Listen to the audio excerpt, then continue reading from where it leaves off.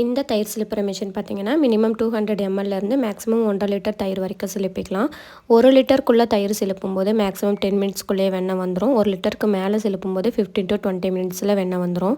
நீங்கள் வெளியில் வச்சுருந்த தயிராக இருந்தால் கொஞ்சமாக கூல் வாட்டர் ஆட் பண்ணி சிலுப்பிக்கணும். இதே ஃப்ரிட்ஜில் வச்சுருந்த தயிராக இருந்தால் நார்மல் வாட்டர் ஊற்றி சிலுப்பும் போது வெண்ணெய் பிசு பிசுன்னு கையில் ஒட்டாமல் நல்லா திரண்டு வரும்.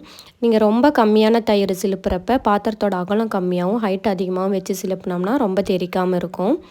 கண்டிப்பாக எருமைப்பால் மாட்டுப்பாலை கம்பேர் பண்ணும்போது பாக்கெட் பால்லலாம் வெண்ணெய் கம்மியாக தான் கிடைக்கும். பாக்கெட் பால்லையுமே ஃபேட் இருக்கக்கூடிய பாலை வாங்கி நம்ம தயிர் போட்டு சிலுப்பிக்கணும். நம்ம யூஸ் பண்ணுற பாலில் எவ்வளோ ஃபேட் இருக்கோ அதுக்கு தகுந்த வெண்ணெய் தான் கிடைக்கும். கண்டிப்பாக டெய்லி யூசேஜுக்கு இந்த மிஷின் ரொம்ப பர்ஃபெக்டாக இருக்கும். இதோடைய லைஃபுமே ரொம்ப வருஷத்துக்கு வரும். இதுக்கு 1 இயர் வாரண்ட்டி இருக்குது. நீங்கள் நம்பி தாராளமாக வாங்கலாம். உங்களுக்கும் இந்த மிஷின் தேவைப்பட்டுச்சுன்னா ஸ்க்ரீனில் தெரியிற வாட்ஸ்அப் நம்பரை கான்டாக்ட் பண்ணி ஆர்டர் பண்ணிக்கலாம்.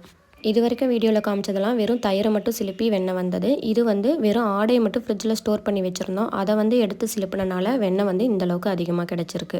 எப்போவுமே ஆடையில் ஃபேட் ரொம்ப அதிகமாக இருக்கும்.